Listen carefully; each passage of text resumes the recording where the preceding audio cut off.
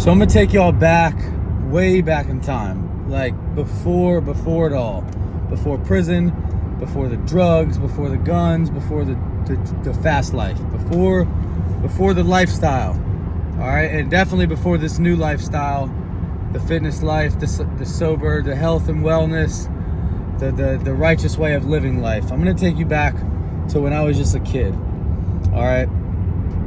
Growing up, I had both parents. My dad was a college football coach. My mom was a stay-at-home mom. I have a little sister. She's now 3 years younger than me.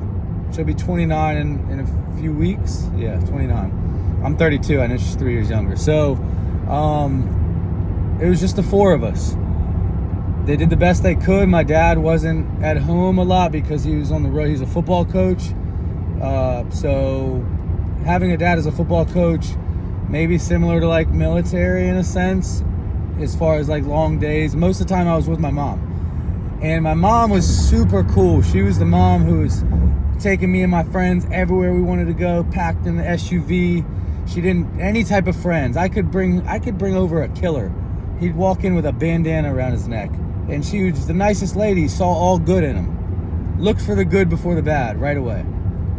My dad was a little bit more skeptical. He's been through some things. He's a man, he's looking and he's questioning things. Just, I'd be the same way if I had a son who was bringing home kids who I would judge by appearance. I mean, you can't not. I mean, if somebody dressed a certain way, they want a certain type of attention or whatever. But my mom just didn't see bad. She saw the good first, always. So, it was I think I was easily influenced. Moving to Virginia at 9 years old, I immediately linked up with the wrong people. I'm from Maryland. First, up until third grade in Maryland, and then fourth grade, Virginia, Williamsburg, Virginia. Fifth grade, I started, meeting the wrong people, started getting influenced in a certain way, a certain lifestyle. I started seeking attention more. By sixth grade, that's kind of when my criminal career started. It started by getting kicked out of Water Country and Busch Gardens. Like I said, I was seeking out the wrong friends for whatever reason. At a young age, I was seeking them out. And we were stealing people's money in these amusement parks. And we did it for a month straight. It was the adrenaline. It was fun. It was exciting. It was mysterious. I was always high wired, even before trouble. I was always in the neighborhood, looking for excitement of some sort. High wired, man. Doctors always prescribed me with ADHD, bipolar, you name it. I just think I was a kid with a lot of energy and a lot of emotions. So stealing, got kicked out of there at 11 years old. And that kind of just ignited the fire right there. I kept doing it, man. I kept doing, and then it turned into vandalism. We were sneaking out at night. These are the next crime phases I went through in order as a kid. Always playing sports, though. I always needed that physical activity, too. Stealing and, vandalizing wasn't all I did as a kid. I loved sports. I just needed all the adrenaline. I needed to feel whatever emotions it was at 11, 12 years old. I craved it all. So we're sneaking out at night, vandalizing houses. I mean, really vandalizing. I mean, like ripping out mailboxes, throwing them on top of cars, throwing stuff at moving cars at 3 a.m. at 11 years old, ripping trash bags on trash day in people's. Oh boy, bad things. I mean, you name it, we did it. You name it. I mean, any destruction, and we did it. That was what's fun, man. It was fun for us. I didn't think about the harm I was causing to families by doing it.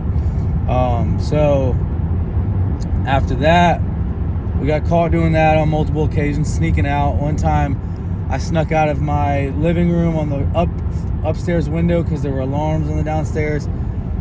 I got back at 3 a.m. The ladder was gone from the yard. That means my parents went outside and took it, and I was stuffing my bed with pillows to make it look like I was there. They figured it out. I don't know if they heard me one night, whatever. But, vandalizing kept going. And then I moved to Lynchburg at 14 in 9th grade. But getting kicked out of school in 8th grade and 7th grade, multiple write-ups, like I said, chasing the wrong crowd and wanting the wrong perspective of I wanted to be looked at like I was a tough guy and I wasn't scared of nothing, and whatever. I was a bully. I think I cracked my first alcoholic drink in 8th grade. It was a Bacardi at a friend's house. Their parents drank a Bacardi. That was my first alcoholic beverage I ever had. 9th grade, it was a lot of alcohol, 40 ounces, juices, Four Locos. Weed, I started smoking in 8th grade. Sometimes it was hit or miss. The older guys would sell us oregano and spices as weed, and we'd chase them down and fight them later on when we saw them, and it was always something going on. Fighting, didn't mention that. That was a big thing in middle school. 9th grade, things changed again for the worse. I moved to Lynchburg, Virginia. My dad's a college football coach, and he got a new job at Liberty University from William and Mary. So he was changing football jobs, and I was moving around a little bit. So we moved to Lynchburg, Virginia, which is about 3 hours away from Williamsburg, towards the mountains. And I got into a worser crowd when I got there. I got there, immediately started playing football, and met all the football kids before school even started, and it was bad news from there. It was, I chose the worst, the gang members, the guys who just didn't care. And I turned into that person. And I have a family, and I was one of the only friends that had a dad out of all the friends that I had. And I was worse than them. You know what I mean? Like, I had something to prove my whole life in different things. There it was, I could still be just as tough. I was tougher. Plus I was a white boy hanging out with a lot of, black people. So I thought I had to be crazier. I had to prove myself more. I thought I did, at least. So sometimes I find myself wondering why I chose all this stuff. But as a kid, I think at 12 and 13 years old, when something triggers you, it's hard. You could dig up what initially triggered a kid to want to do these things. But kids do some crazy things, man. It's what they're introduced to. Like I said, I didn't grow up without a family, so I don't know. That wasn't it. Maybe my dad wasn't there enough, but I'm not going to blame that.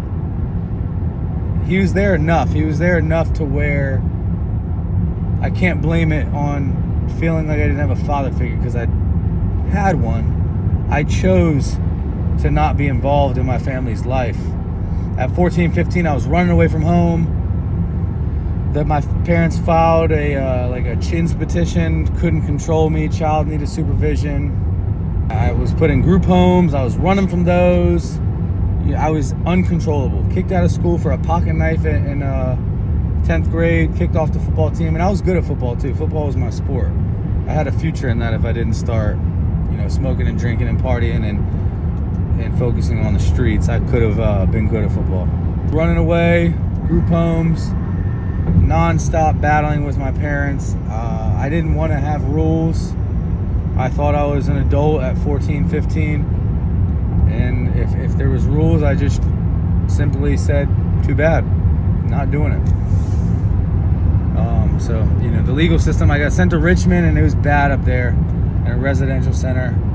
I remember almost getting ready to fight the whole facility because I thought I was a tough white kid, and I'm in the city of Richmond with all gang members, and now these kids don't know me, so they didn't have the friends that I'd proved myself to, who knew me, that I grew up with. These were random inner city kids who just seen a white boy who thought he was tough and immediately picked with me, and so I was a target up there. And my parents took the chins petition off of me.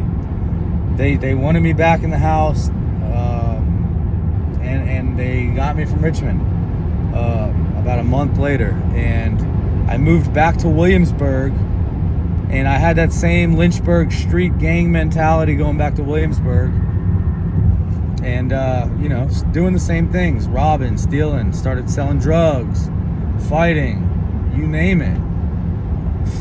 Kids that in the schools that didn't have that whose parents went away, that had like free houses, get-togethers, parties, they didn't even want me coming over there because I was so destructive. They knew a fight was going to start, somebody was going to get something stolen, it was going to be problems if I came over. So, the people didn't even want me to go to the parties. I was always starting something. And I started doing cocaine at 15, 16, ecstasy, Xanax, drinking 40 ounces every night, school nights, skipping school, sleeping through classes, didn't care about the football. Went back on the football team in 11th grade, got straight Fs, coach barely played me. I thought I was one of the best on the team, and couldn't use my abilities, and I just have natural athletic, like as far as catching the ball. I was a good receiver, not because I was fast, because I never worked on speed, because I had an early growth spurt and I could catch anything he threw to me. So that made me think because I was the best on the team in middle school. So I thought I was the same, and when you're not healthy, it'll catch up to you. So yeah, man. So football, that didn't work out. I ended up getting kicked out of school at the end of my 11th junior year. And then thinking I was able to come back and play football my senior year and really get it together and go to states, I was going to be the starting tight end. And then they came and got me off the football field in the middle of summer, told me I wasn't allowed on school property. So that ended. Actually, I couldn't even go back to school until the second semester. So my senior year in high school, I got back to school January when the next semester started, or February. And then a few weeks later, I got arrested for distribution. As soon as I turned 18, and then in February, I got arrested for 2 counts of distribution on a school property. I didn't get kicked out of school for that, but I went to jail. So there was no more school, no more senior year. I was fortunate enough to have the teachers that knew me like me, though, and they brought me my schoolwork up to the jail. The jail teacher helped me. I ended up graduating high school in jail from Bruton High School with a modified diploma. Didn't get a GED, got my diploma. It was modified, but I guess that's a little better than a GED. Didn't walk across the stage, but got the document. After I got out of jail, I did 6 months, close to 6 months, got out, and I went back to Lynchburg again. I don't even remember at this point what my dad was doing. Was he coaching back at Liberty, or where he was? Was he commuting? Because he was commuting a lot. He'd have what was ever best for the family. My family was in Lynchburg. I think he was at Liberty. Yeah, I was living with them in an apartment for a little while, and then I quickly chose to go right back to the streets. 3 weeks later, after I got out, I started hanging with the drug dealers again and my old friends from early high school years before the Chins Petitions area, and I got shot in a robbery attempt in the doctors categorized it as my buttocks, but it was my lower back. My doctor said it was like a quarter-inch away from my spinal cord. I could be paralyzed right now. Blessed for that. I tried to fight the guy with the gun after he pulled it on the whole house. There's 2 of them. They pulled it on 4 of us. A friend of mine who got pistol whipped 40 times, blood everywhere, scars, stitches everywhere. I got shot. They actually left the house and didn't get anything. We never found out who it was. Nobody got arrested for that. I got a bullet in the back for it, and then shit got crazy after that. I mean, this 2011, I went off the chains. We started burglarizing the whole city, robbing, still selling the whole time. That was just for fun, but robbing and stealing and breaking into buildings and houses and you name it. Brawling at parties. We took Xanax just to go to parties and fight and throw beer bottles and carry guns, and you name it, it happened back then. I ended up knowing it was going to come, because you can't burglarize multiple buildings and houses in a week and rob multiple people and think that just know it's like it's going to happen. Even at 18, I knew it was going to happen. So we ended up getting popped for a store burglary, and I robbed a drug dealer, and he ended up telling on me. I ended up me and a couple friends did a couple years for that. I got the probation violation for the distribution, the burglaries, home invasion, nighttime statutory burglary, grand larcenies. We did 2.5 years for that, a 2.5 year sentence. I got out 2013, and I was 21, missed my 21st birthday, got out in the summertime. And I thought I was I wanted to play it smart. I didn't pick up cigarettes right away. I didn't start smoking weed because I was on probation, but I came in drinking. I didn't plan on doing any illegal activities as far as like getting money for a little while, because I was a little scared of getting out after doing a couple years. But that quickly went out the window. I mean, I quickly got comfortable. I can't say some of the things that, happened right away, but some things happened right away. And, I had a couple close calls, and I said, okay, I'm not doing that anymore. And then I went back to selling.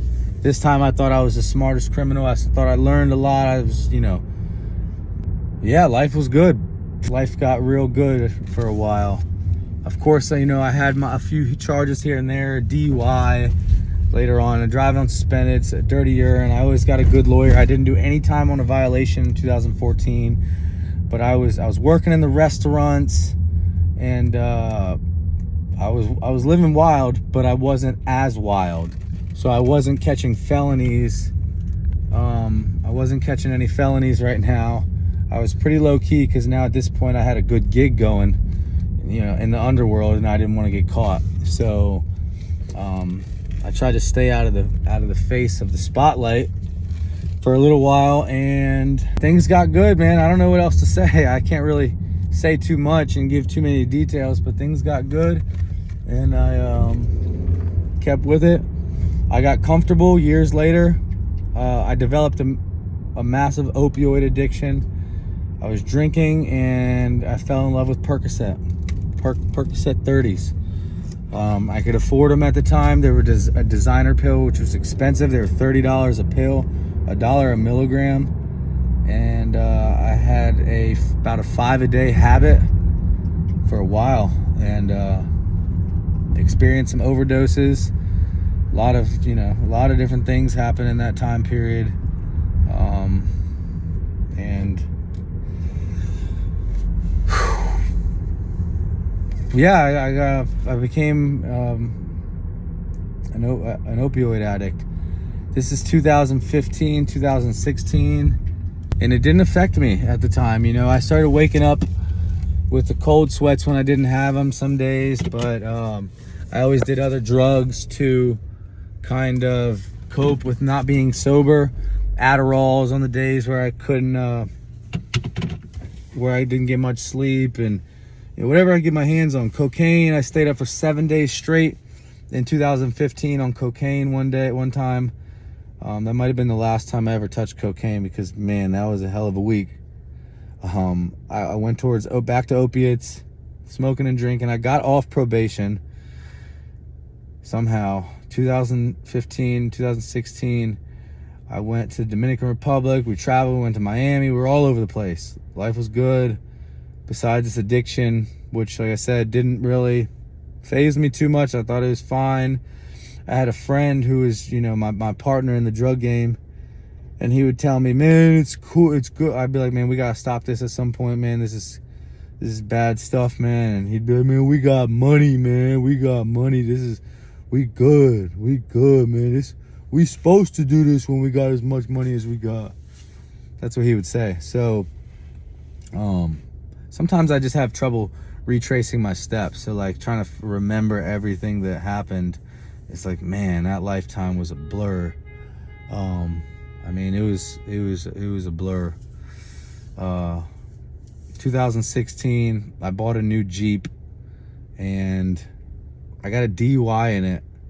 3 months later, had a breathalyzer in it. It was the stupidest decision ever. It was brand new. Pulled off the lot, and I went to jail. Not too long after that. And no, sorry. I got a DUI 3 days after I bought the Jeep, and I went to jail 3 months after I bought the Jeep for a shooting at Walmart. That's a long story. Long story short, we were at the wrong place at the wrong time. I was in a crazy state of mind, on drugs, of course, always drunk, on drugs. And one thing led to another, and it was an all-out shootout at Walmart. You can look it up. I got charged for it. Possession of a firearm as a convicted felon. I got a great lawyer. Tim Clancy, shout out Tim Clancy. He saved my life with that one. Because if I didn't hire him, I had somebody else. I ain't gonna say no names, but he was looking at getting me about 7 to 10 years for my record, and then these new charges on top of my old unsupervised probation, which I was on, and breaking good behavior and all that. Everything was coming back to light. He told me no less than 7 years. 5 years for the gun because I was a violent felon. 2 years for the violation. They were gonna transport me back to Lynchburg. They were gonna hit me with old stuff.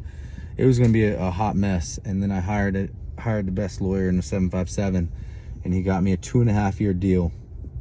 No, 2 years for the gun, 6 months for the reckless handling of a firearm and destruction of property. All the charges got lowered, and got me 2 years for the gun as a non-violent felon. And I couldn't beat it. I had to take that plea. And while I was in there, it was the hardest thing. The beginning of my bid was the hardest thing I'd ever been through. I mean, I just remember going through withdrawals, just knowing I just threw away my whole life. I thought it was over with. I mean, I thought it was over with. I didn't think I'd be out in 2.5 years. I didn't think that was possible. I thought that I was going to be in there for double digits. I mean, I remember sitting there at 24 going, I'm not going to be out till I'm 35, man. My life is over with. I remember staring at the cell and at the ceiling in the cell on the bed, just, oh boy. I remember just thinking, just let me be out by the time I'm 30. Let me just, please, God, just 5 years. I'll take it. Please, God. Like, this is, oh, I remember begging and begging and crying on the phone to my family, crying in the visitation rooms. I just couldn't believe that this happened to me, and how I'd put myself in this situation over and over. And I'd got off easy. My whole life I'd got off easy. Every case I'd ever got, you know, I hate to say it, but sometimes appearance matters. Who you have in your corner matters. You know, like, I had a family. I'm white.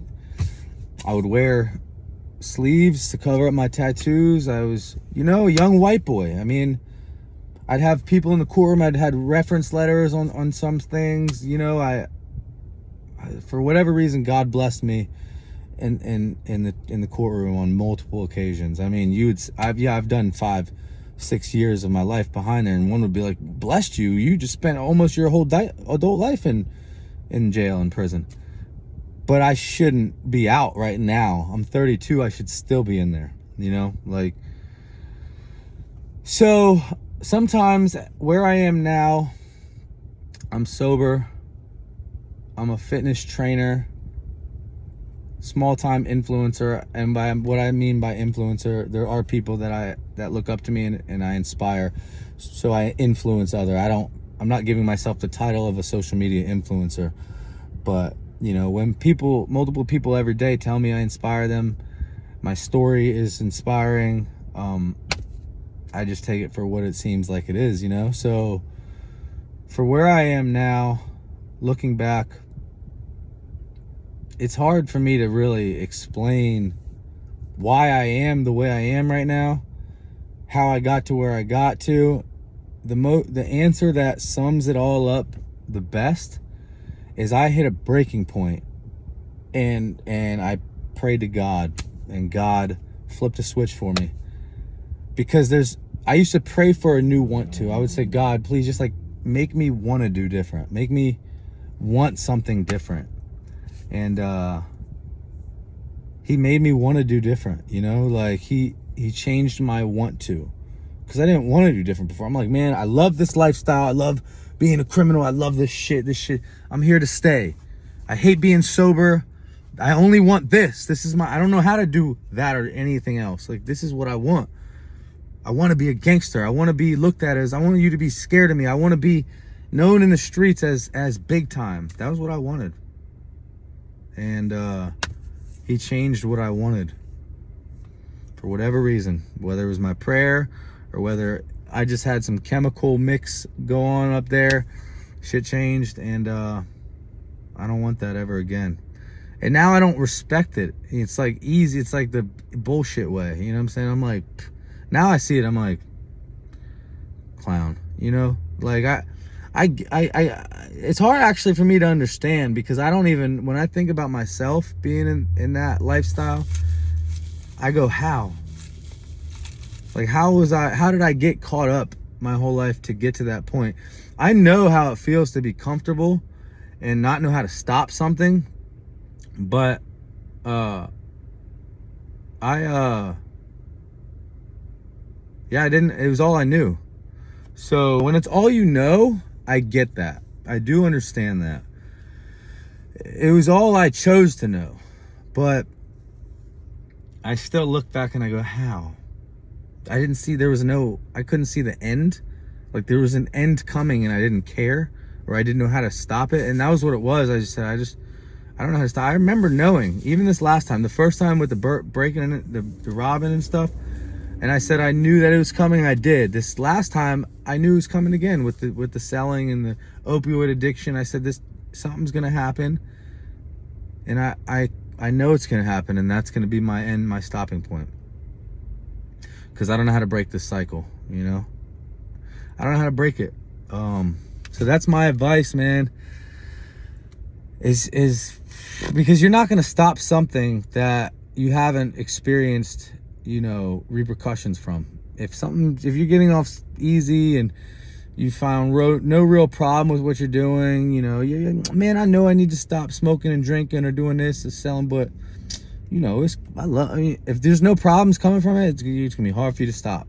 Just by knowing you should, something has to really be, you know, making you itch to stop.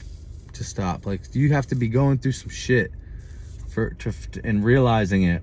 You know, like I said, I've experienced it on multiple occasions, and I got to 26, 27 years old in prison when I decided to change, when I got sober in there, and I said, holy shit, this lifestyle doesn't work.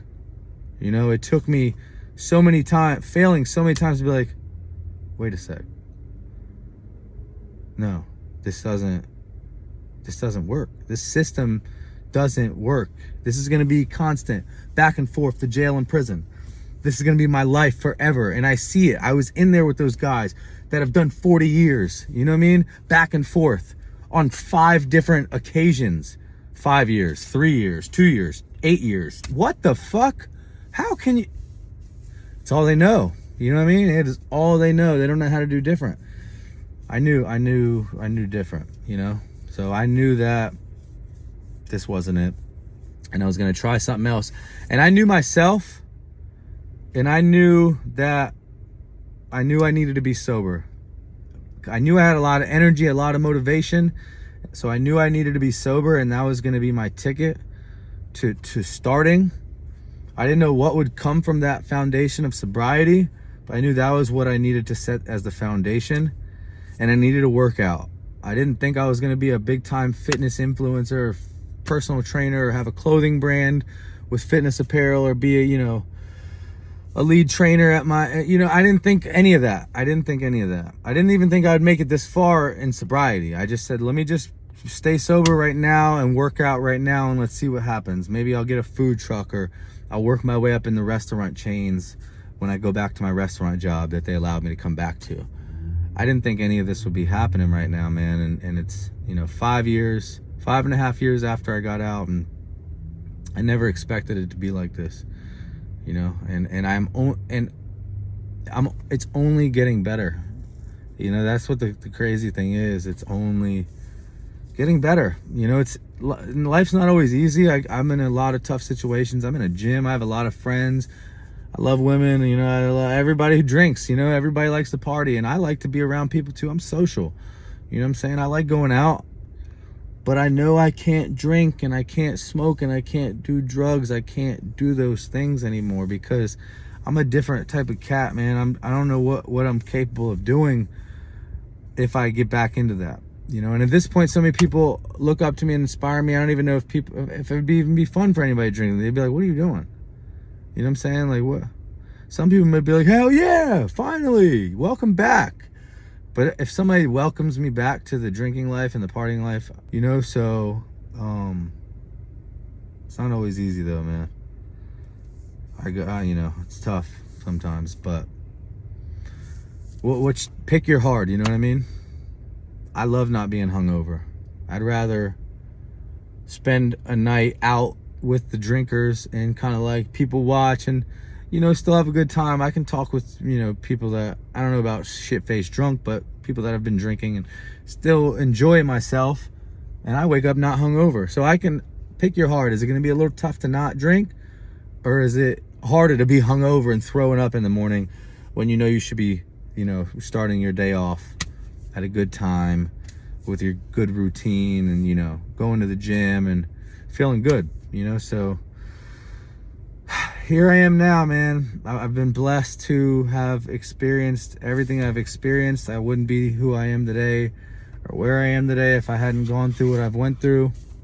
And I thank God, I thank my family, everybody for sticking with me. You know, people gave up on me, but I was able to regain the trust and the hope, and you know, now people believe in me, so I'm grateful for that.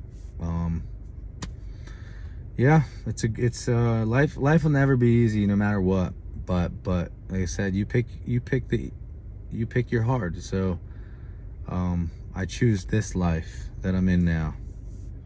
Yeah, I think it's the best. It's the best choice.